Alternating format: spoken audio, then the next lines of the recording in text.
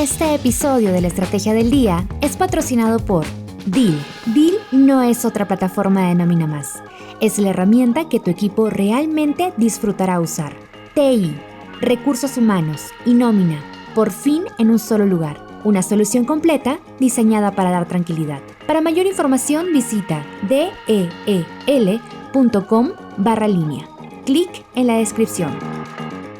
Muy buenos días, estrategas. Soy Francisco Aldaya, jefe del Buró de Argentina en BloombergLinea.com. Feliz 2026 y bienvenidos a un nuevo año en la Estrategia del Día Argentina. Hoy les cuento, como siempre, las 3 noticias que tienen que saber para arrancar su día. Además, Juan Pablo Álvarez con todo lo que tenés que saber sobre los bonos en la fija. No se olviden de darle clic al botón para seguir a este podcast, de compartir este capítulo, de activar las notificaciones y si les gusta lo que hacemos acá de lunes a viernes, ¿por qué no darnos un 5 estrellas en Spotify o un pulgar arriba en YouTube?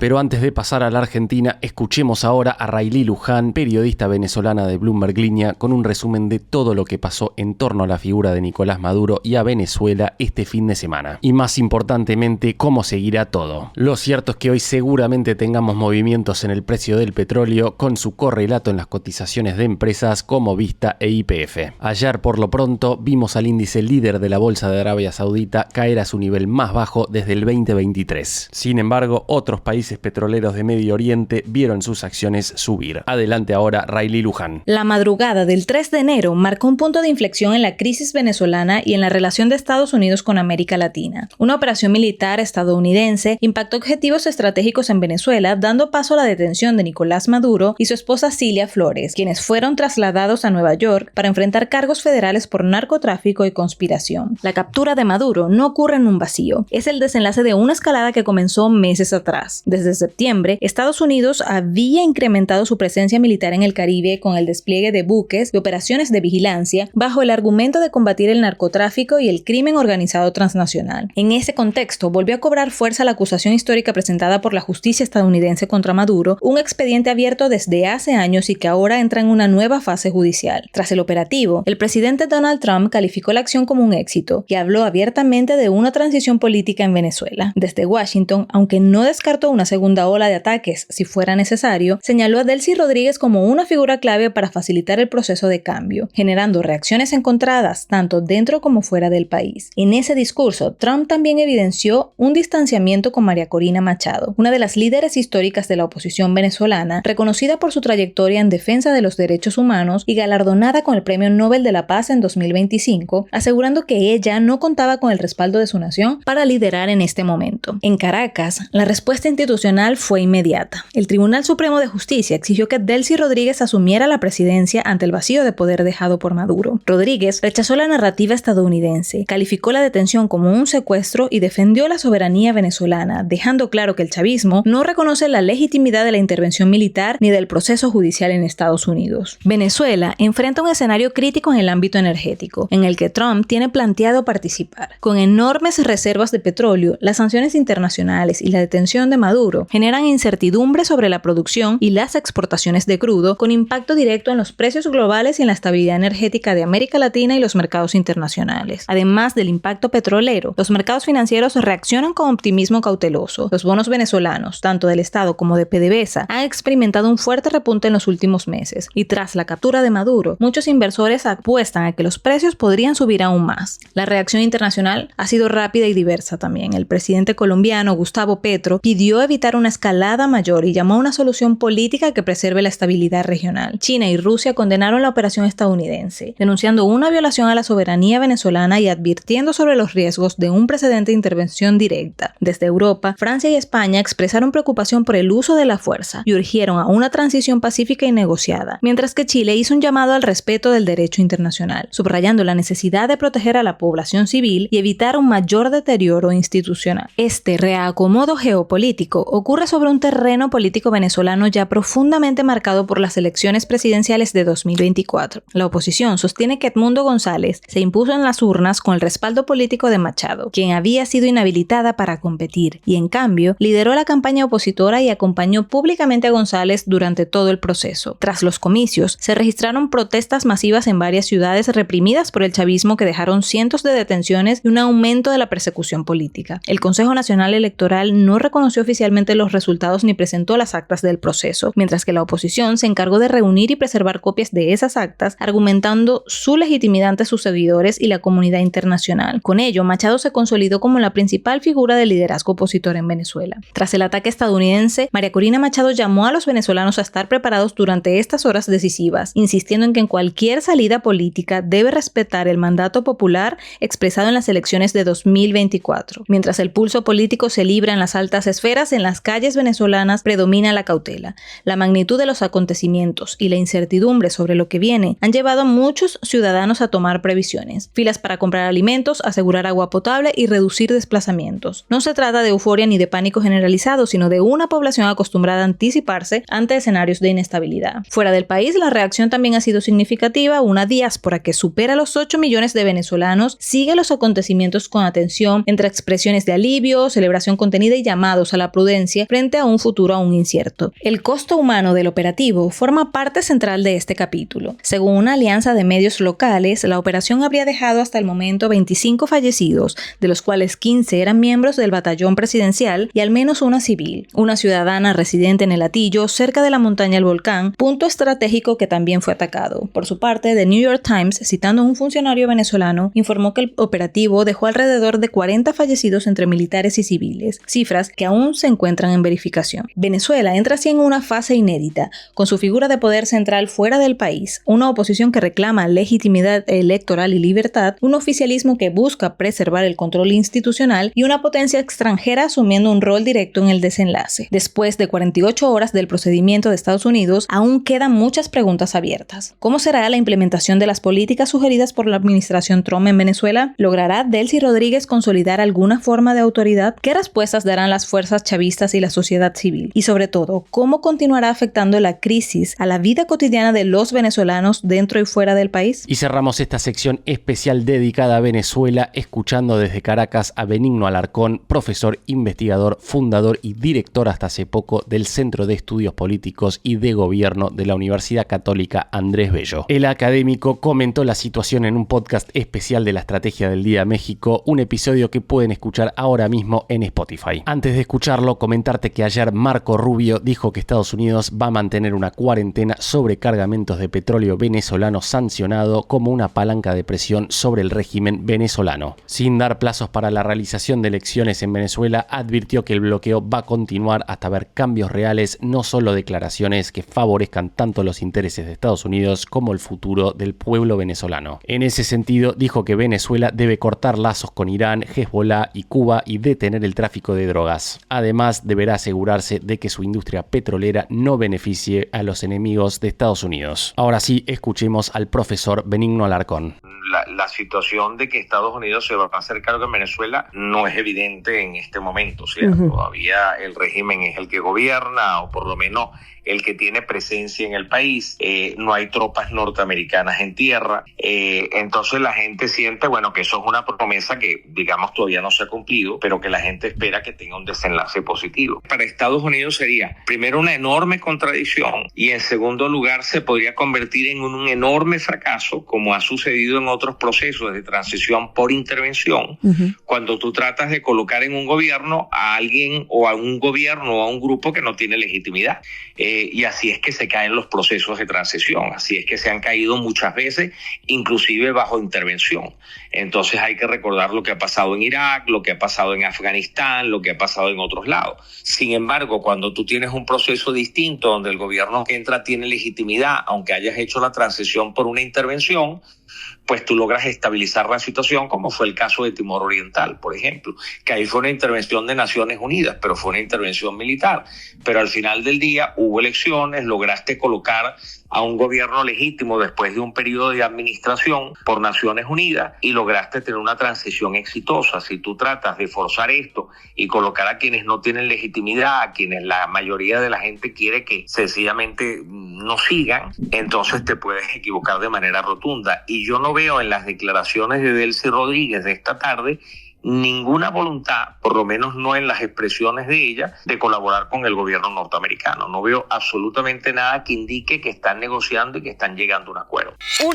El dólar oficial mayorista había cerrado el martes en 1.455 y el minorista en 1.480, pero el viernes ambos subieron para ir acercándose a los 1.500 pesos. Recordemos que la banda superior de intervención, donde el Banco Central está obligado a vender reservas, se ubica hoy en 1.532 pesos con 69 centavos. En otras palabras, a unos 58 pesos de donde quedó el mayorista este viernes. Y por el canal de los pesos, la presión sobre las tasas no terminó de ceder. Tuvimos en la última rueda de esta segunda semana corta al hilo tasas nominales anuales arriba del 40% para el Boncap a febrero y de casi 40% para la Alecap a abril. Estamos hablando ahí de los dos títulos en pesos más operados de la jornada. Y también estamos hablando de tasas nominales anuales muy por arriba de la inflación esperada, teniendo en cuenta que el gobierno proyecta un 10,1% para todo el 2026. Veremos cómo siguen entonces ambas situaciones. En paralelo, Reuters reportó el viernes avances en las negociaciones por un nuevo préstamo repo con bancos internacionales para sumar los aproximadamente 2.000 millones de dólares que le faltan al gobierno para pagarles a los bonistas privados el viernes 9 de enero. Todo indica que ese será el camino mientras Caputo busca delinear las expectativas respecto del tipo de cambio en medio del debut justamente de estas nuevas bandas cambiarias. El viernes por lo pronto el Tesoro habría vendido unos 200 millones de dólares según estimó una persona informada al respecto que habló con Tomás Carrió para BloombergLinea.com. El terreno para este nuevo repo quedó allanado en los últimos días cuando Economía y el Central ejecutaron un canje intrasector público. La autoridad monetaria recibió bonares al 2035 y 2038 a cambio de instrumentos SER según se oficializó en el boletín oficial el martes. Analistas interpretaron que esos bonos en dólares serían utilizados como garantía del nuevo préstamo con bancos internacionales. Según informó A3, el Tesoro entregó títulos SER por un valor de mercado de unos 9,7 billones de pesos a cambio de 5.702 millones de dólares de AL35 y 2.832 millones de dólares de AE38 de valor nominal. Tomando el aforo promedio de 70% de los repos anteriores, Sebastián Menescaldi de EcoGo estimó que el gobierno podría tomar hasta 3.900 millones de dólares con este nuevo repo. Y será el tercer crédito de este tipo que tome el gobierno de Milei en poco más de un año, luego de los 1.000 millones en enero del año pasado y 2.000 millones en junio de 2025. Otra noticia llegó por la mañana del viernes y es que el gobierno decretó un aumento salarial para ministros y funcionarios de alta jerarquía, del cual quedaron excluidos el presidente Milei y la vicepresidenta Villarruel. No se especificó el porcentaje del incremento que estará sujeto a la continuidad del superávit fiscal. Ahora escuchemos un poco más sobre el debut de las nuevas bandas cambiarias de la mano del jefe de Research y Estrategia de AdCap, Federico Filippini. Con la excepción de la implementación del nuevo programa cambiario del acuerdo con el Fondo Monetario allá por abril del 2025, la política cambiaria de este gobierno siempre ha sido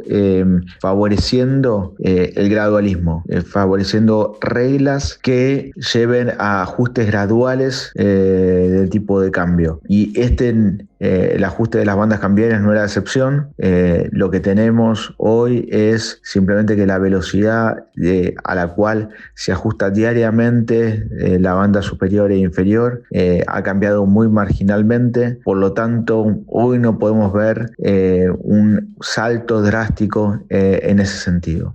Más aún, dado que el anuncio de esta medida fue ya hace varias semanas, gran parte de la dinámica se ha internalizado y siendo que no tenemos un salto discreto el día de hoy, seguramente gran parte de las expectativas ya estén incorporando la nueva dinámica de las bandas cambiarias hacia adelante. Dicho todo esto, ¿qué es lo que estamos viendo en el mercado? Es un mercado mucho más presionado, que tal vez sorprenda a algunos de los participantes, en particular a partir del principio de año, viendo tanta demanda o una demanda tan fuerte de la moneda extranjera. Y en este sentido me parece que es importante remarcar que en gran medida faltan todavía algunas precisiones del nuevo esquema monetario cambiario del Banco Central, y en particular a lo que hace referencia a los nuevos senderos y targets de agregados monetarios que deberían ser consistentes o ayudarnos a los analistas a prever cómo va a ser la dinámica de acumulación de reservas durante el 2026, que es definitivamente una de las variables a la cual los inversores, en particular extranjeros, le están prestando mucha atención ya desde hace muchos meses. 2. Las acciones argentinas inician este 2026 después de un 2025 donde la mayoría cerraron con caídas en términos reales, esto pese al rally del último trimestre post elecciones legislativas. Como venimos marcando en este podcast, el riesgo país sigue unos 250 puntos arriba del promedio latino y el mercado quiere ver que el gobierno acumule reservas y que avance en su plan de reformas estructurales. En ese marco, Tomás Carrió consultó a diferentes operadores y analistas que se muestran cautos y selectivos a la hora de apostar por el equity argentino este año. Eric Rittondale de Puente anticipó que mantiene una postura neutra después de ese rally que mencionamos, pero ve oportunidades de revaluación a mediano plazo hacia fines del 2026 y 2027 si continúan las mejoras en la estabilidad macro. Desde Invertir en Bolsa, Gabriel Proruc cree que el foco va a estar puesto en sectores ligados a la recuperación del crédito y el nivel de actividad, eligiendo a Banco Macro, BBVA Argentina, Loma Negra, IRSA y Bima. Pero también mantiene una posición sólida en Oil and Gas. Una de las posturas más bullish fue la de Emilio Boto de Mills Capital Group, que proyecta el mejor setup macro en más de una década y destaca a Vista Energy como la joya indiscutida del equity energético argentino. En su selección la siguen YPF, Pampa Energía y BBVA Argentina en bancos. Desde Balance, Ezequiel Fernández eligió a Vista y Central Puerto, esta última como beneficiaria de la reforma del sector eléctrico. Y por último, José Ignacio Tomé de Grupo SBS tiene a YPF como su top pick con un potencial de suba superior al 70%, seguida por Vista, Pampa, Bima y las distribuidoras de gas. ¿Y vos qué acciones elegís? Déjame saber en la encuesta de hoy en Spotify o en los comentarios de YouTube. 3. Siguiendo con lo que decíamos recién, los bonos argentinos tuvieron una notable compresión de rendimientos en 2023 y 2024 y cerraron levemente positivos este 2025. Pero este 2026 claramente los retornos serían más acotados y los precios actuales también obligarían a los inversores a tener una estrategia más selectiva. Para perfiles conservadores, Fernando Menéndez de Grupo Mariva propone combinar BOPREALES, deuda provincial y bonos corporativos. En BOPREALES destaca el Serie 1 clase D que rinde 9,24%, los bonos de Córdoba y Santa Fe que rinden 8,5% y corporativos del sector Oil and Gas como Pampa, YPF y Vista con rendimientos de entre 7,6 y 7,9%. Desde Cono Sur, Florencia Calvente apunta principalmente a obligaciones negociables con un armado escalonado de vencimientos complementado con BOPREAL Serie B o C. Volviendo a Menéndez, para perfiles agresivos, ve valor en la deuda soberana e identifica a los GD35 y GD41 como los de mayor potencial con un upside estimado del 12% si la curva converge a un perfil B-. Pedro Morini de Portfolio Personal Inversiones también elige el GD35 y GD41 por su mayor duration que amplifica el premio si el riesgo país sigue comprimiendo. Y Emilio Boto de Mills Capital describe una cartera agresiva con 100% de exposición soberana concentrada en los tramos largos de la curva con un TIR de 9,36% y una duration de 4,2 años. No se pierdan los dos especiales sobre acciones y bonos recomendados en bloomberglinea.com. La fija. Y ahora, Juan Pablo Álvarez, contanos por favor qué está pasando en el mundo de los bonos. Buenos días y muy buen comienzo de año, inversores. Vamos a hablar de bonos. Voy a empezar con un recorrido por lo que dejó 2025. La consultora Delphos Investment publicó un informe con los retornos que dejaron los distintos tipos de activos y el documento arroja los siguientes resultados al medir al contado con liqui. Los bonos globales argentinos subieron 18% el año pasado, mientras que los bonares hicieron lo propio, un 16%. En tanto, el avance de los Bonser al contado con liqui fue del 13% y el de las LECAP del 6%. En tanto, los rendimientos se vuelven neutros o negativos cuando entramos en acciones. Las utilities cerraron en 0%, Oil and Gas cayó 5%, Merval cayó también 5%, los bancos cayeron 10% y el sector materiales 15%. Hecha esta introducción, ahora sí, vamos a hablar con un experto de mercado como nos gusta hacer en esta columna. Hoy estamos en contacto con Pedro Ciaba Cerrate, jefe de Research y Estrategia en Portfolio Personal Inversiones, broker también conocido como PPI. Bienvenido, Pedro, a La Fija y buen año para vos. Pedro, el 9 de enero vencen intereses de todos los bonos argentinos en dólares y capital de los bonos 2029 y 2030. ¿Esperas una importante reinversión? Bueno, antes que nada, feliz año para todos por ahí. Claro, es un pago abultado el que hay que hacer el viernes 9 de enero. El gobierno nacional tiene que pagar alrededor de 4.380 millones de dólares. Eso es actualizando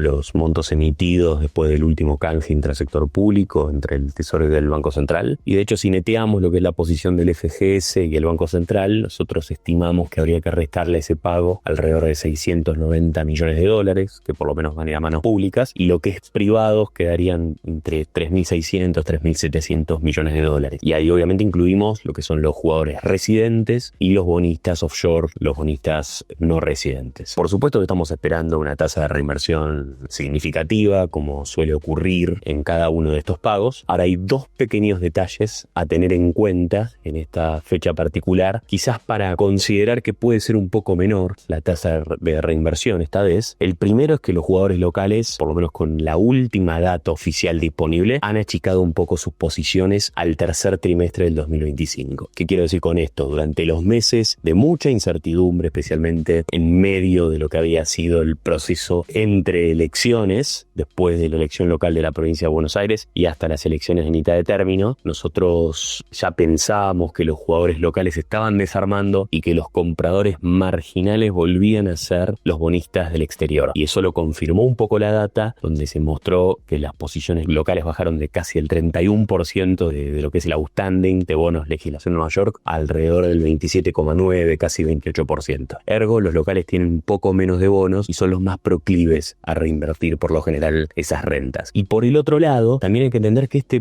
es el inicio, el debut para las compañías para poder empezar a girar dividendos por el resultado del 2025. Con lo cual es muy probable que lentamente empecemos a ver algunos desarmes de compañías que todavía tienen bonos en dólares, donde tienen resguardados muchos dividendos o utilidades anteriores. Hay que tener en cuenta que hoy en día los jugadores locales, como recién dije, tienen alrededor del 28% de la deuda legislación Nueva York, y cuando uno miraba históricamente, o en septiembre del 2020, cuando fue la reestructuración de Guzmán, ese porcentaje era solamente del 8,6%. Ergo, en la medida que se vayan levantando restricciones y ya simplemente con esta cuestión, que es algo que ya está dado, es muy probable que lentamente los jugadores locales sigan desarmando posiciones, y es lógico esperar entonces que quizás la reinversión sea un poco menor de lo que venía siendo. Y te pregunto en ese contexto, ¿qué están sugiriendo ustedes a quienes cobren algún vencimiento en esta oportunidad? Repito, yo creo que reinversión de todas maneras va a haber, más allá de que esperemos que sea un poco más baja de lo que fue en otras oportunidades. Yo creo que ahí para el que quiere seguir posicionado en deuda soberana, apuntando a percibir como ganancia de capital los 100, 150, 170 puntos básicos, por lo menos, que la Argentina necesita en términos de conversión del reo país, del EMI más Argentina, para poder acceder a los mercados internacionales. Ahí nosotros seguimos posicionados en el tramo largo de la curva, donde para la legislación extranjera destacamos en nuestros ejercicios de retorno esperado a un año vista que el GD41 y el GD35 deberían ser los mejores en términos de desempeño, y para la legislación local el BONAR 38 o AE38. Por otro lado, para los que ya a este nivel de tasa prefieren no seguir incrementando el riesgo en la cartera y quizás posicionarse en algún tipo de instrumento con algo de recorrido, pero quizás con un abanico un poco más acotado en términos de dispersión de resultados, especialmente en escenarios negativos, o que de golpe evitar un escenario de volatilidad mayor, ahí yo creo que hay que empezar a analizar también el crédito provincial como una alternativa de un carry más estable, pero con menor volatilidad en los precios. Y de hecho en el tramo corto de la curva, por ejemplo, el Mendoza 29 rindiendo un poquitito más que las alternativas soberanas, en especial si Mendoza llega a acceder al mercado internacional, con Mendoza más allá de sus muy buenos datos fiscales, el Mendoza 29 tiene un valor residual del 53%, con lo cual ya está casi amortizado una mitad. En ese sentido yo creo que puede seguir comprimiendo en el caso de que Mendoza finalmente acceda al mercado internacional, como hizo Santa Fe, Córdoba, la Ciudad de Buenos Aires el año pasado. ¿Qué evaluación haces de cómo le fue a la renta fija argentina en 2025? Bueno, a ver, en términos de los retornos, cuando uno se fija fija cómo han rendido los bonos soberanos en dólares, los globales, los bonares en el 2025, uno ve retornos entre el 12 al 18% en el año, y obviamente son resultados muy buenos, pero cuando uno hace doble clic y se fija lo que fue la tendencia y el gran año para todo lo que eran los activos de riesgo, deuda emergente, deuda de frontera, monedas incluso, ahí es donde uno, relativiza un poco los retornos, a diferencia del 2024, donde Argentina fue la joya del universo. Acá claramente, cuando uno mira el precio promedio ponderado de la deuda argentina, lo mira en términos de la tendencia emergente y lo ajusta por el beta argentino, que es un beta elevado, prácticamente cerramos en donde marcaba la tendencia internacional. ¿Qué quiero decir con esto? Nos movimos en la medida en que la tendencia o la marea se fue moviendo. Y haciendo otro doble clic, acá sufriendo una volatilidad muy significativa, porque claramente la agenda idiosincrática argentina, por la volatilidad de la tasa en peso, por la incertidumbre política, especialmente en el periodo entre elecciones. Si uno se fija, por ejemplo, un día antes de la elección de mitad de término, el precio promedio ponderado de los globales argentinos estaba casi 19% por debajo de donde marcaba la línea de tendencia emergente ajustada por beta. Así que cerramos más o menos en términos o en línea de la marea emergente, pero habiendo sufrido una volatilidad muy significativa. ¿Y qué balance haces de la comparación entre los instrumentos en pesos y en dólares? Bueno, cuando uno compara el retorno de los bonos en dólares con respecto a las estrategias en pesos, ahí te das cuenta que los bonos en dólares, por más que se hayan movido solamente en línea a la tendencia emergente, presentaron mejores retornos finalmente en el 2025 que las estrategias de carry trade o las estrategias en pesos medidas al contado con liqui, donde ahí obviamente volatilidad tuvieron ambos frentes. Yo creo que la parte de pesos la sufrió por lo menos durante más tiempo, prácticamente desde la eliminación de las LEFIs en adelante. Hemos vivido en un contexto de muchísima volatilidad de tasas, que eso en algunos momentos del año las estrategias en pesos las sufrieron muchísimas, pero también obviamente la suba de contado con liqui. Cuando uno mira el resultado, justamente el retorno global de las estrategias en pesos, percibieron retornos en dólares menores a los niveles que estábamos hablando de la deuda en dólares. Y la deuda en dólares, algunos se puede preguntar, pero ¿cómo puede ser si el riesgo país terminó más o menos en los mismos niveles que había comenzado el año? Es verdad, o sea, de hecho el mínimo del año fue el 9 de enero del 2025, que fueron 559 puntos básicos, y cerramos más o menos en 570. Pero bueno, ahí obviamente jugó a favor, primero la baja también en la tasa libre de riesgo, que hizo que bajara la tasa, si uno se fijara el costo de financiamiento total de la Argentina, es verdad, bajó también por ese lado. Y acá recordemos que tenemos un efecto pull to par muy alto, que hace que el precio tenga que subir simplemente para que los bonos estén manteniendo tasa. Eso tiene mucho que ver con que los cupones son muy bajos. Y el devengamiento del propio cupón, que por más que sea bajo, obviamente también suma. En los últimos días vimos la vuelta de las tasas de caución alocadas. ¿Crees que el esquema monetario actual lleva a que tengamos que acostumbrarnos a vivir con esta volatilidad extrema? Claro que estuvimos siguiendo de cerca la dinámica de la tasa de corto plazo, ¿no? La tasa de caución, que en algunos momentos de las últimas ruedas del año llegó a operar en triple dígito, nos hacía acordar a algunos momentos muy volátiles, especialmente en el tercer trimestre del año. Yo creo que acá puede ser que hayan jugado factores un poco más estacionales, ¿no? Con un aumento en la demanda estacional de pesos típica de diciembre y cuestiones operativas de cierre, si uno quiere, más contables o técnicas de fin de año, y también por supuesto ese entre comillas faltante de pesos, dado que quizás las compras de dólares por el lado del Tesoro, o bueno, el Central arrancando ahora en enero, ¿no? Pero en diciembre no hubo, pero el Tesoro cuando estuvo comprando dólares, los pesos salían de la cuenta del Tesoro en el Banco Central, entonces por supuesto jugaban a favor de la liquidez. Dado que esas compras quizás fueron por un monto menor al esperado, eso también probablemente haya jugado a favor de una disparada en la tasa de interés. Pero esos son factores más, si uno quiere, de cortísimo plazo.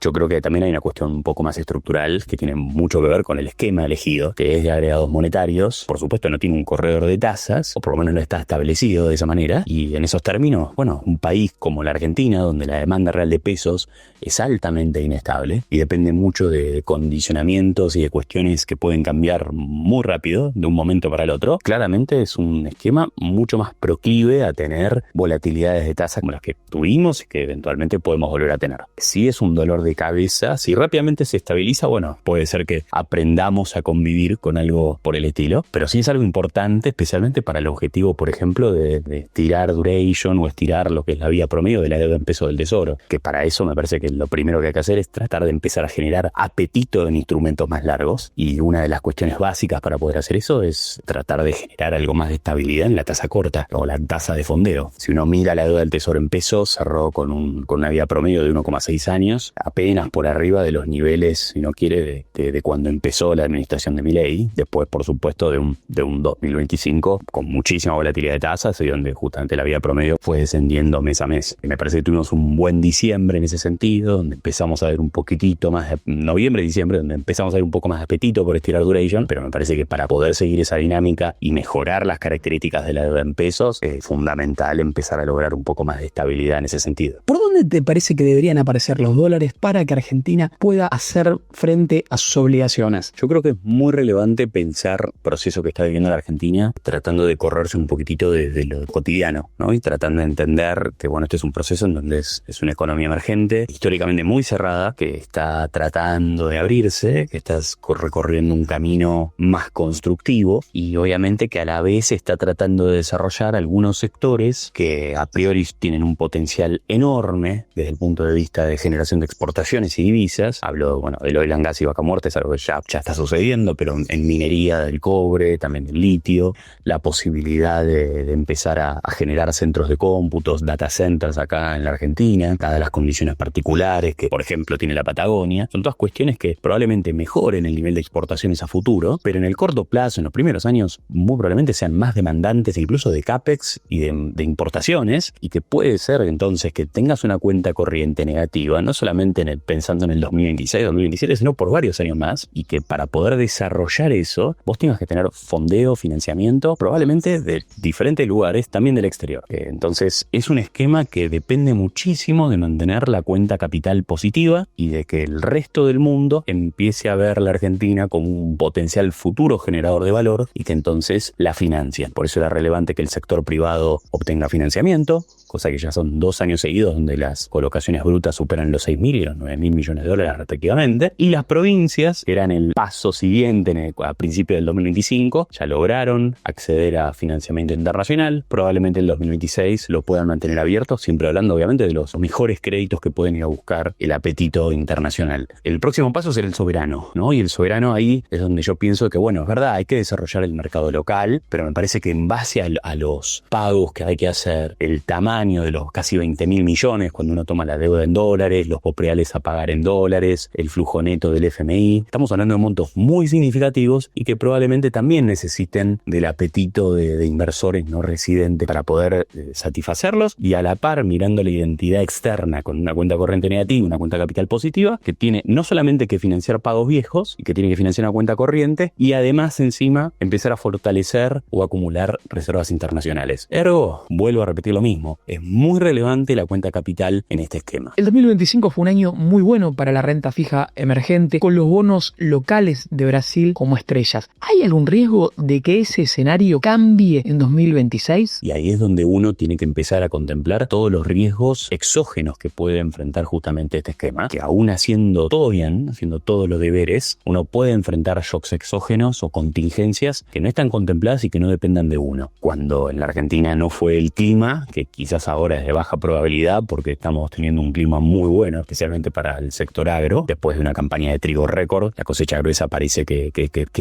puede seguir en esa misma línea. La parte política ya ahora sí más despejada, me parece que la cuestión global, como vos mencionas, Juan, puede generar algún tipo de dolor de cabeza. Pero más que nada también, no estoy diciendo que se venga un colapso o algo muy negativo del exterior, pero sí que pueda moderar un poco el ánimo que tuvo durante el 2025. Hay que recordar que el 2025 2025, por más que para nosotros haya sido algo casi ajeno, porque no lo vivimos, por lo menos en vivo, dada la agenda idiosincrática complicada que tuvimos, fue un año espectacular para todos los que invertían en mercados de frontera, de riesgo, emergentes. Fue un muy buen año para todos los que hacían deuda local, para todos los que invertían en deuda de crédito en esta clase de mercados. Prácticamente desde unos días después del Liberation Day, donde parecía que Trump no iba tan fuerte con la cuestión arancelaria, que finalmente los aranceles no tuvieron un impacto tan grande en el corto plazo en la dinámica de los precios, y que entonces la Fed pudo seguir bajando sus tasas, y eso hizo obviamente que gran parte del flujo a nivel global fuera a buscar retorno en estos mercados de riesgo. Simplemente empezar a disminuir ese apetito puede significar algún tipo de dolor de cabeza para un país como la Argentina, que requiere que la situación global obviamente siga soplando a favor. Y ahí yo creo que hay que analizar dos grandes cosas. Uno es la actividad a nivel general, a nivel global, en donde sí estamos viendo desaceleración en Europa, en China, donde eso puede tener algún tipo de impacto en los commodities, especialmente en los que ahora nos importan muchísimo, que es, bueno,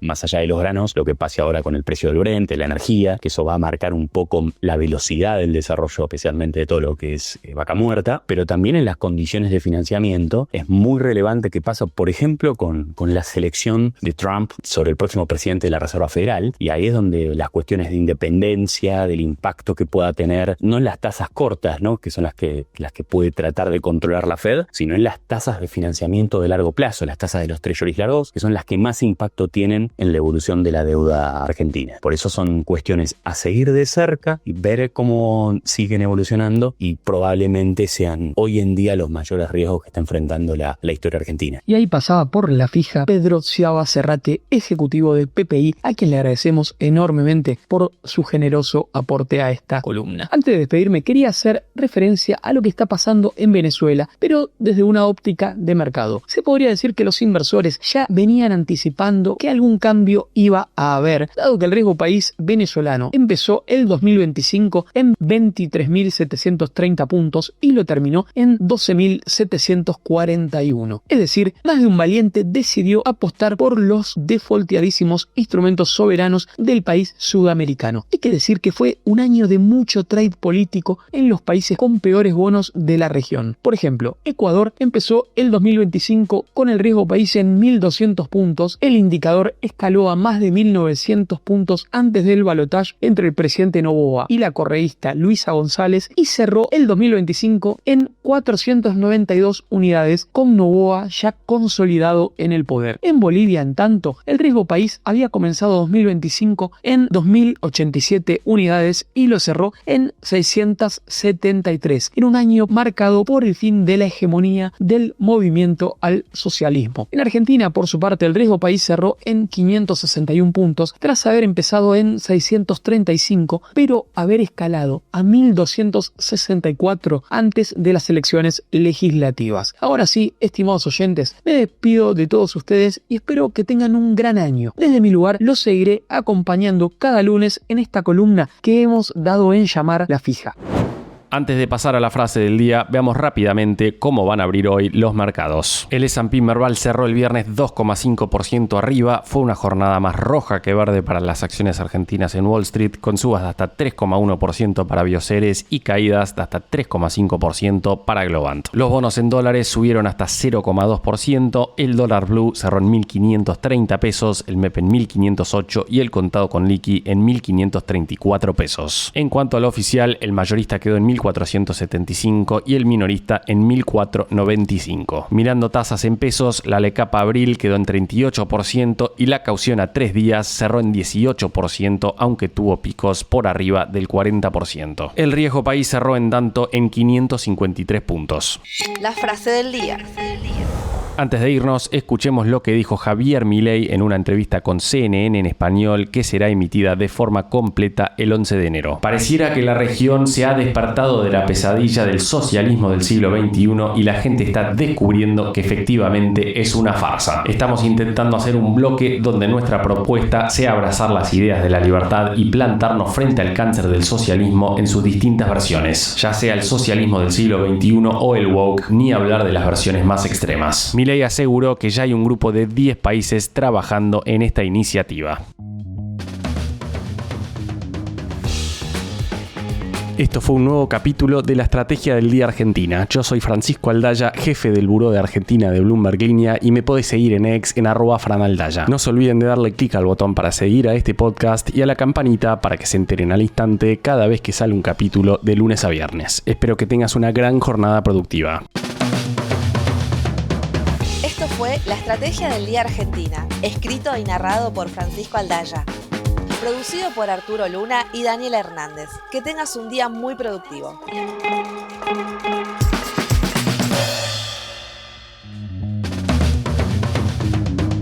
Este episodio de la Estrategia del Día es patrocinado por Dil. Seamos honestos, la mayoría de los softwares de recursos humanos no son precisamente agradables de usar. Dil es diferente, es nativo en IA, siempre está en cumplimiento y crece contigo, ya sean 5 o 50,000 personas. TI, recursos humanos y nómina, todo en una plataforma que simplemente funciona. Compruébalo en del.com/línea. Para mayor información, haz clic en la descripción.